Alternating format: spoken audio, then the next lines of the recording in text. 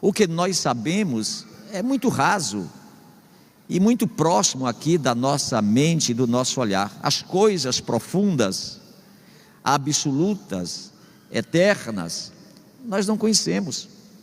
E eu e você fazemos parte de uma sociedade em que há muitos livros, teorias, debates, artigos, teses, negando Cristo, negando Deus, não é?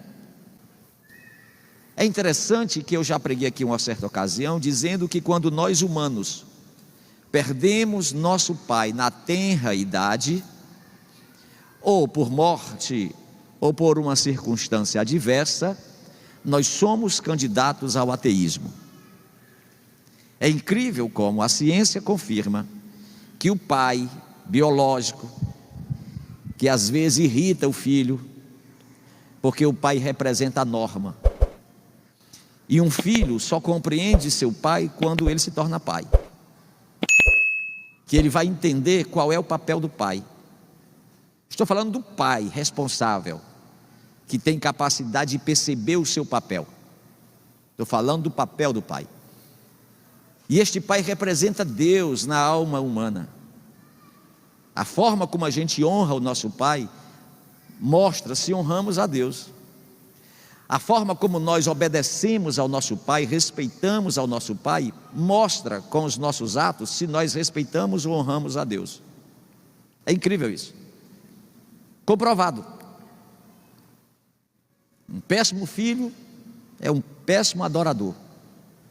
Um filho irresponsável para com as normas de seu pai, ele é irresponsável para com a sua vida espiritual.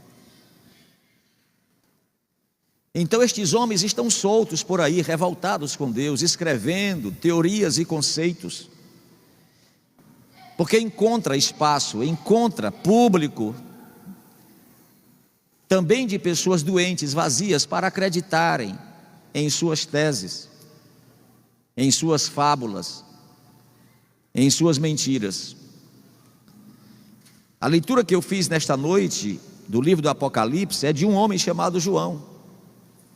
Ele escreveu o Apocalipse no último ano, ou nos últimos anos do reinado do imperador Domiciano em Roma, por volta de 96, o primeiro século depois de Cristo. E a palavra Apocalipse, etimologicamente, o significado dela é revelação. Algo que precisa ser revelado, mostrado, que está oculto. Apocalipse.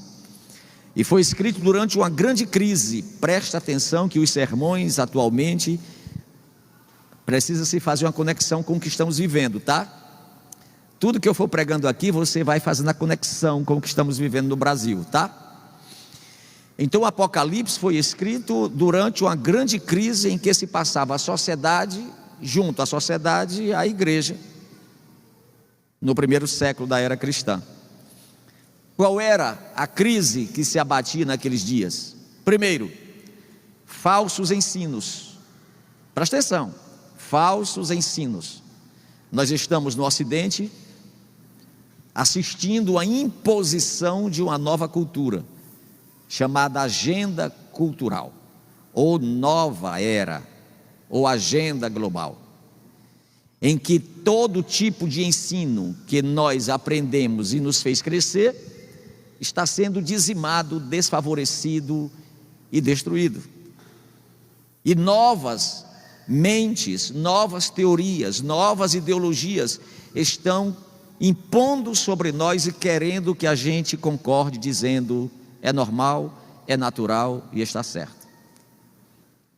Então este espírito, que conforme Efésios 2:2, sempre aparece em um momento qualquer da geração e da sociedade, implicando o erro na alma dos homens, na mente dos homens, para que eles deturpem o natural, o eterno, o sagrado, o absoluto.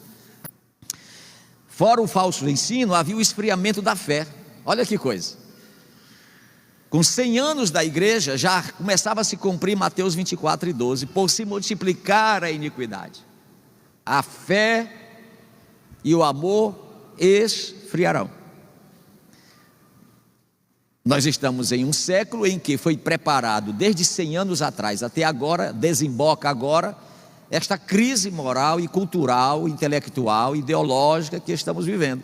Resultado dela, a gente esfria na fé, esfria no amor, amor à instituição, amor das relações, amor na nossa profissão, naquilo que gera vínculo. Nós ficamos frios. Lembre-se que a leitura que eu fiz, Cristo usa o apóstolo João para dizer: eu estou decepcionado com esta sociedade, com esta igreja, porque vocês não sabem o que querem. Vocês deveriam decidir, ou se desviar logo, ou serem fervorosos logo, frio ou quente. Mas vocês ficam no meio termo, morno, que não serve para nada. E ele faz uma analogia interessante. Vocês sabem que nós temos uma cultura ensinada pelos nossos pais, que ao comermos algo que nos faz mal e ficamos, como diz aqui no Nordeste, pachado e cheio de dores, nos é aconselhado tomar um pouco de água morna. Sim ou não? E quando a água morna bate no estômago, a gente provoca aquilo que está nos fazendo mal. Ele usa esta metáfora. Ele diz: eu vou vomitar vocês da minha vontade, da minha alma, do meu projeto, porque vocês nem conseguem ser frio nem quente. Vocês são um obstáculo à saúde social, obstáculo à saúde espiritual, porque vocês não se decidem. E o Senhor fala isto, dizendo que naquele tempo a crise se abateu por causa dos falsos ensinos, do esfriamento da fé e de uma grande perseguição que surgiu à igreja. Põe aí Apocalipse 1 e 9, para vocês verem algo interessante. Apocalipse 1 e 9. Eu, João, que também sou vosso irmão e companheiro na aflição e no reino, ele diz: eu estou vivendo a guerra, mas eu estou dentro da vontade de Deus, e na paciência de Jesus Cristo. Eu estava na ilha chamada Patmos, era uma pequena ilha no mar Egeu, a 50 a 100 quilômetros da capital Turquia, que hoje é Turquia, não é? E ele, por causa da pregação do evangelho, o imperador Domiciano mandou exilá-lo nesta ilha. Tira daqui do meio do povo, põe esse demônio para lá, porque ele está falando que nós estamos errados, ele está dizendo que a forma como nós queremos viver em sociedade não é correta. Tira ele daqui. Segundo a tradição, diz que ele foi jogado num barril de óleo fervendo para ser morto. Teve queimaduras até o 3º grau. E foi naquele momento em que ele foi arrebatado aos céus, e Deus mostra, por isso que diz Apocalipse, foi revelado a ele o que ia acontecer na humanidade. E diz ele que na ilha de Patmos, por causa da palavra de Deus, ele estava preso, porque ele era um testemunho do Senhor Jesus Cristo. Coloque agora Apocalipse 2 e 4. Em Apocalipse 2 e 4, diz assim: tenho porém contra ti. Esta era a profecia, este era o sermão, o teor da mensagem de João para aquela sociedade, para aquela igreja. Tenho contra vocês que vocês deixaram o primeiro amor. Que primeiro amor é esse? O amor da adolescência? O amor eros? Não, o amor HP, ou amor ágape, o amor de Deus. Vocês se afastaram de mim, vocês me conheceram, dizia o Senhor através de João, e me abandonaram, foram à procura de outros deuses, à procura de outras formas de viver, e me abandonaram o primeiro amor. Põe aí Apocalipse 10, 14 e 15. Importa que profetize outra vez a muitos povos e nações e línguas e reis, isto é, não pode ficar calado, tem que avisar. A espiritualidade é um atalaia, a igreja é um atalaia, o pastor é um atalaia, o profeta é um atalaia, tem que falar. E ele estava dizendo: fale, mas eu vou ser preso, vou ser perseguido. Fale, porque quando vier o juízo final, eles não poderão dizer: não nos avisaram. E aqui está a essência da igreja e o perigo de ser igreja em uma sociedade pagã, fria, irresponsável. Provavelmente tais perseguições vinham do governo romano. Presta atenção, seu irmão, vinha do governo romano. E João, na ilha de Patmos, no mar Egeu, como já disse, recebe a revelação. Este local ainda existe hoje, tem inclusive uma igreja nessa ilha, é na Turquia. Quem visita a Turquia sabe que tem a igreja de João. Engraçado que nesse período o governo romano de Domiciano perseguia os cristãos e a igreja, o evangelho, porque queria preservar a religião dominante, que era a religião romana. E qual era o perigo, o mal que tinha essa religião romana? Ela não gerava vínculo com Deus. Ela era apenas uma satisfação da alma, para dizer que tinha uma conexão com o sagrado. E financiava e bancava a imoralidade, a safadeza. Presta atenção no sermão, como é interessante. Por que é que o povo tem raiva da Bíblia? Isto está no primeiro século. Então a religião pagã que Domiciano dominava, ou queria que fosse chancelada ali, financiava, chancelava a anarquia. Estão vendo o que está acontecendo no país? Sim ou não? Presta atenção, como é interessante. Bacanal, esculhambação, depravação, criança sendo usada. Então a luz chegou, que é o evangelho. Quando a luz chegou, que é o evangelho, e ela foi anunciada, houve um choque. Claro que sim. Quem dispersa as trevas é a luz quando ela é acesa. Quando acende a luz, a escuridão vai embora. Esta é a metáfora do reino espiritual. Pregar a palavra, mostrar a Bíblia é acender a luz. Mas tem gente que adora estar no escuro. Não tem pessoas que detestam a luz acesa dentro do quarto? Eles têm problemas e não querem estar na claridade. Geralmente a depressão nos põe no escuro. Não quero ver ninguém. Quando as trevas espirituais são valorizadas por uma sociedade, tem algo errado. E o que é esse algo errado? Nós não queremos que vejam o que nós queremos fazer. Ou vontade de falar tudo e não podemos. Então, este imperador resolveu preservar essa religião romana à custa de perseguição. Gente, a guerra para que o povo não venha para a luz, para que não venha conhecer a verdade, é resultado dos sistemas que governam o mundo. Por quê, pastor Gessé? Porque o cristianismo gera prejuízo a tudo que é errado. O cristianismo gera prejuízo a tudo que produz lucro obsceno. Jesus nunca tomou nada de ninguém, ao contrário, pediu para doar. O Senhor nunca permitiu que um rico desassistisse um pobre, ao contrário, assista. O que é que as trevas faz? Arranca dos pobres para a gente ser mais rico. A ausência do conhecimento da palavra de Deus nos faz uma nação e uma humanidade completamente míope e sem capacidade de pensar.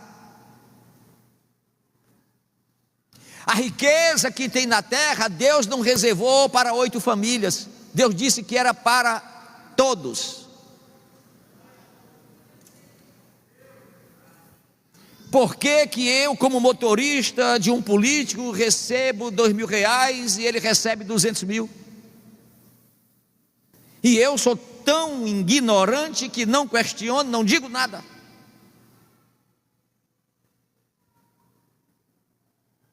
Por que que nós temos que trabalhar para dar riqueza a uns que não trabalham?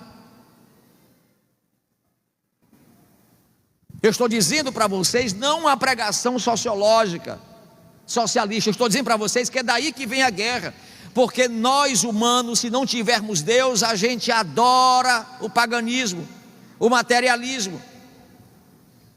Quem não tem Deus na vida, adora a vida fácil, uma vida promíscua, uma vida sensual. Todos nós não sabemos que tem moças lindas que poderiam ser uma advogada, uma juíza, uma doutora, mas preferem vender seus corpos todas as noites. Delas que ganham 50 mil por mês, e daqui a pouco seu corpo não suporta receber tanta carnalidade, não presta mais, e não estudou, não se preparou, e vai para um asilo, ou vai para uma casa de repouso, dá trabalho à família, porque passou, porque a vida passa. O Senhor não está condenando nós termos felicidade, prazer e alegria. Não. Ele apenas está normatizando, dizendo: tudo que tem na terra e tudo aquilo que eu fiz para com vocês serem e usarem, é para vocês usarem, normatizado, organizado, para ser vida e não morte, para ser paz e não guerra, para ser saúde e não doença. Quando o ser humano se afasta de Deus, ele se torna pior do que um suíno, ele gosta de lama. Quando este porco espiritual, quando este suíno espiritual sai das trevas e vem para a luz, ele se torna uma girafa, anda lá em cima, se torna uma águia, voa lá em cima, e tem repugnância por tudo que é nojento aqui de baixo. É esta guerra que nós estamos a viver. O pecado dá lucro, o pecado dá dividendos. Esta é a grande verdade. É daí que surge todo tipo de negação a Deus, todo tipo de teorias contrárias a Deus, todo tipo de ideologias discordantes dos valores divinos. Ao crer na produção de saberes de homens sem Deus, a humanidade se perde por completa e traz maldição sobre si.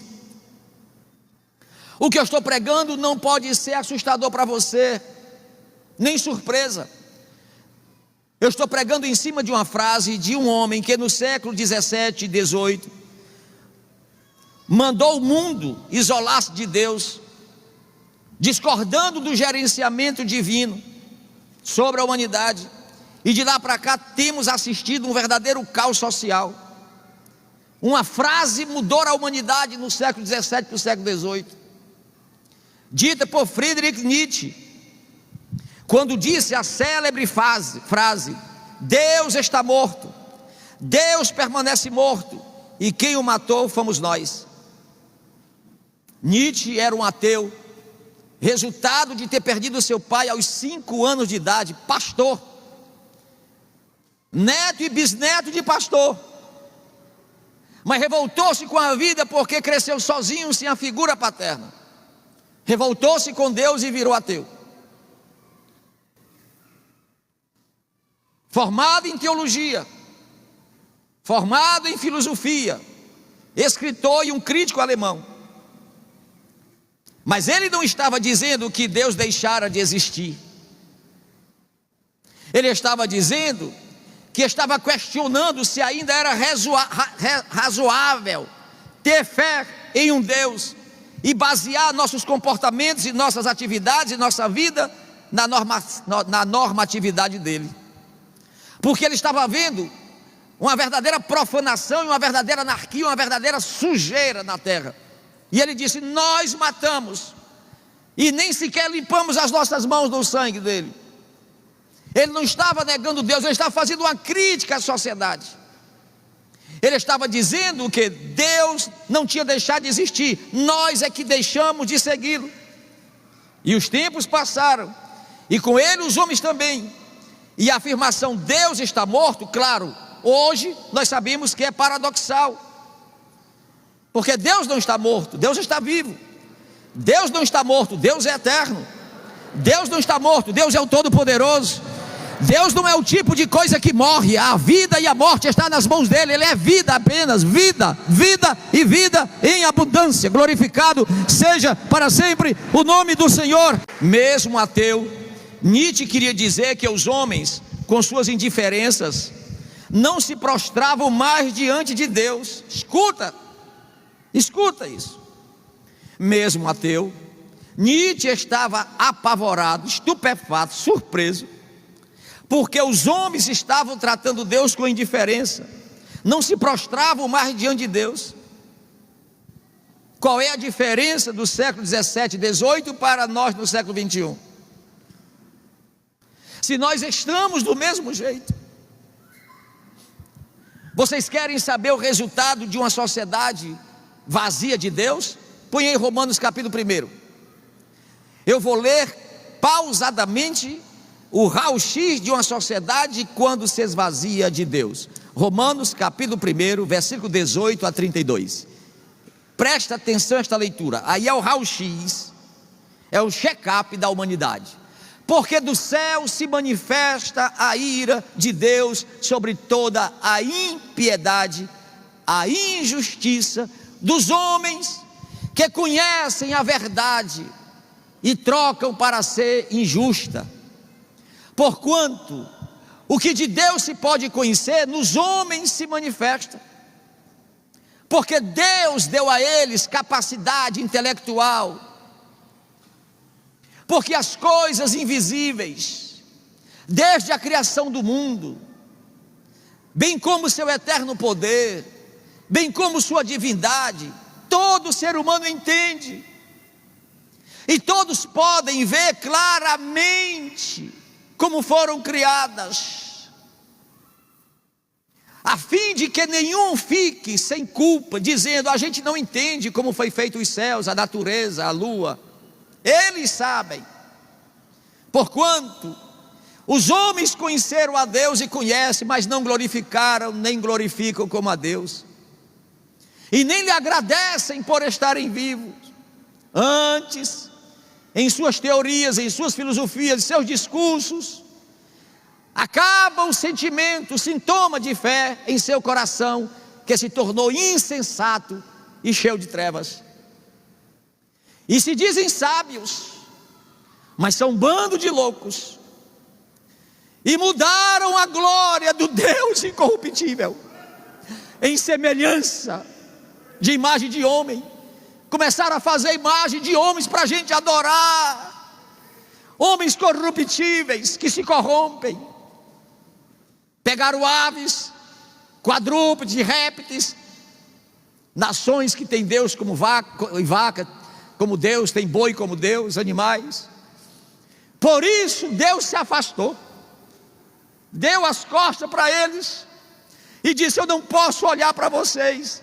E ao dar as costas para eles, eles ficaram entregues às suas paixões carnais produzidas pelos seus corações, e começaram a praticar imundície, iniciando pela desonra. Ai meu Deus, eu tenho que pregar pela desonra dos seus corpos, porque a função do diabo é desonrar o corpo, porque o corpo é templo e habitação do Espírito Santo de Deus.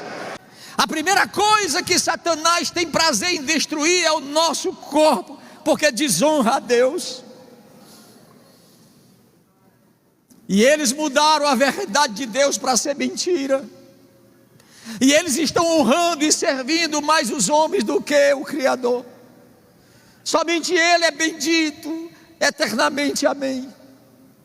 Por isso Deus resolveu se afastar. Primeiro deu as costas, agora Deus se afastou.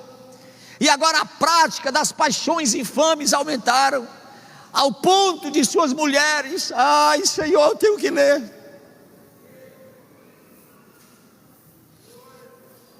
passaram a interpretar que elas não eram fêmeas, e mudaram o uso natural, original que Deus fez. 27. E semelhantemente também a imagem, a minha semelhança, que é o homem, produtor da semente da perpetuação da espécie, abandonaram seus desejos e seus prazeres à fêmea, e se inflamaram em suas sensualidades uns para com os outros, cometendo torpeza. Por isso estão recebendo e vão receber recompensa proveniente do seu erro. E como eles não se importam de ter conhecimento de Deus, Deus saiu do coração e da mente deles, e eles se entregaram a um sentimento perverso para fazerem coisas que não dá para falar. Ficaram cheios de iniquidade, cheios de fornicação, cheios de malícia, cheios de paixão pelo dinheiro, que é avareza, cheios de maldades, cheios de inveja, cheios de homicídio, cheios de contenda, cheios de engano, cheios de malignidade. Se tornaram murmuradores, se tornaram difamadores, se tornaram aborrecedores de Deus, se tornaram injuriadores, se tornaram exaltados, se tornaram presunçosos, se tornaram inventores de males, se tornaram desobedientes a pais e mães, irresponsáveis, fiéis, infiéis das obrigações, sem sentimento natural, irreconciliáveis, sem misericórdia, os quais, sabendo que tem um juízo divino, não são dignos de morte os que tais coisas praticam, não somente os que fazem, mas também os legisladores que legislam leis para eles ficarem agradecidos. Entendem porque a guerra, presta atenção, entendem? Gente, a civilização ocidental estava entrando em um contexto de declínio irreversível, como nós estamos entrando. Lá, declínio político, científico, educacional, artístico, musical, vida social, religiosa, como nós estamos também, gente. Só que isso não é surpresa. Deus revela ao apóstolo João que ia acontecer, e para contradizer os homens, ele afirma uma verdade. Põe Apocalipse 3:20. O Senhor está dizendo: é mentira dos homens que eu abandonei vocês, é mentira dos homens que eu morri. Ao contrário, eu estou diuturnamente na porta da alma de vocês, batendo, pedindo: abra que eu entro, abra que eu entro, abra que eu entro, abra que eu faço mudança no caráter, na personalidade da vossa vida. Abra, estou à porta, o Senhor está batendo. Esta mensagem de hoje é Deus gritando para o Brasil e para a Fortaleza, para o Ceará e para o mundo: eu estou à porta da alma de vocês, pedindo para entrar. O Senhor está vivo, à espera do homem. O Senhor está falando com esse homem. O Senhor está esperando esse clamor de nós, de todos nós. É mentira que Deus está ausente, ao contrário, Deus está preocupado. Ponha Jeremias 33:3. Veja que declaração espetacular deste profeta: clamem por favor a mim, diz o Senhor. Se vocês clamarem, eu respondo. Se vocês clamarem, eu revelo, eu mostro, eu anuncio coisas que estão para acontecer, que estão acontecendo e que vocês não estão sabendo. Mas esta dialética, para ele revelar o que é que está acontecendo, precisa de uma coisa chamada clamor. Nós somos uma sociedade depressiva. Nós somos uma sociedade cheia de fobias. Nós somos uma sociedade cheia de suicídio, porque nós paramos de clamar.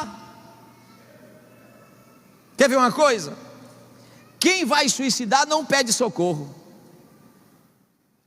Entra para a solidão do seu quarto e põe uma corda, um tiro, uma remedicação, mas não pede socorro, porque se ele disser assim: eu vou agora mesmo me matar, me socorra, será socorrido, sim ou não? A vida espiritual é um suicídio. Por que o salário do pecado é a morte? Porque os homens estão pecando deliberadamente e não pedem socorro a Deus, porque não querem jamais se afastar do pecado. O grande pai da psicanálise, Freud, diz que há seres humanos na terra que valorizam a doença. Não, eu sou doente, eu não posso trabalhar, para ser sustentado por outro. No reino espiritual, as pessoas até conhecem a verdade, como acabei de ler, mas rejeitam a verdade porque diz: não, mas eu gosto, eu não quero me liberar, então eu não quero nem saber. Eu, na minha vida ministerial, eu tenho encontrado pessoas que dizem assim: não pregue para mim, porque eu prefiro não saber, porque se eu souber da verdade, eu vou ficar incomodado. Eu já ouvi muita gente dizer isso para mim. Então não pregue, eu prefiro ficar ignorante. Amo mais as trevas do que a luz. Assim é a igreja. Se a igreja brasileira, estou pregando para o Brasil, se a igreja brasileira parar de fazer política e colocar o joelho no chão, a resposta é online, é imediata. Glorificado seja o Senhor para sempre. Deus não chamou o pastor Jessé para brigar, chamou o pastor Jessé para proclamar a verdade. Somos seres políticos, sociáveis, não resta dúvida. Eu estou falando de exclusividade, de prioridades. Cristão que vive brigando por política e por política não conhece o Senhor. O verdadeiro cristão tem que conhecer a palavra e clamar que quem resolve tudo na terra e nos céus é o Senhor. É o Senhor que põe rei, é o Senhor que tira rei, é o Senhor que levanta reino, é o Senhor que abate reino, é o Senhor que levanta nações, é o Senhor que abate nações, porque Ele é o governador de todas as coisas. O Senhor está dizendo: eu estou vivo. Seja todo homem mentiroso, só Deus verdadeiro, disse Moisés. Nós estamos materializados, nós estamos mecanizados, nós não estamos orando. E o que é que Ele quer anunciar quando a igreja clama? Põe aí o Salmo 91, versículo 15. O que é que Ele quer anunciar se a gente clamar? Salmo 91 e 15 diz assim: olha, você me invoca e eu te respondo. Eu vou estar com você na angústia e vou retirar esta tristeza, essa angústia, essa sofridão. Aí vou te abençoar. Clama que o Senhor vai te curar. Clama que o Senhor vai restaurar. Ele é Deus. Há uma promessa. Segunda coisa, o que é que Ele quer fazer se a gente clamar? Isaías 58 e 9. O que é que Ele quer fazer se a gente clamar? Isaías 58 e 9 diz assim: olha, então clamarás e o Senhor te responderá. Se tu gritar, Ele vai responder dizendo: estou aqui. Mas você precisa tirar da tua vida o jugo. O jugo são os nossos conceitos carnais, materiais, não espirituais. Ele está dizendo para mim te ouvir: pare de estar esticando o dedo. Olha a vida dela, olha a vida dele. Para de estender o dedo. É tanto dedo nos Instagrams da vida, é tanto dedo nos Facebooks da vida, é tanto dedo acusando, indicando. Para! Você está perdendo tempo de estar clamando ao Senhor, olhando para a vida do outro. Terceiro, ele diz: se você tirar o jugo, que é a incredulidade, se você parar de acusar, e se parar de falar iniquamente, muda o teu linguajar. Quando você mudar o linguajar, basta você se ajoelhar. Pode ficar calado, que eu já sei o que é que você vai falar. Glorificado seja o Senhor para sempre. Ele está querendo te responder. Ele não quer que a gente fique sem resposta. Ele quer nos dar resposta. Põe aí Lucas 11, 9. Eu vos digo a vós: peça e será vos dado, busque e será achado, bata e a porta será aberta. O que é que Ele está querendo dizer para nós com essa tríade espetacular? Ele está dizendo que não vai deixar a gente sem resposta. Ele nos dá 3 opções. Se você pedir, Ele está pronto para atender. Mas se você não quer pedir, você já quer caminhar, buscar, Ele está pronto para te receber. Mas se você não quer pedir, nem ir buscar, é preguiçoso, só quer ficar batendo. Estou aqui na rede, morrendo de preguiça de trabalhar, de estudar, de me profissionalizar. Aí Ele vai chegar feito um Papai Noel com um bocado de presente para você, amém? Amém é a conversa. Ele vai injetar coragem em você, vai dar inteligência a você, para você trabalhar, para você ser abençoado, porque Deus só abençoa a quem se esforça.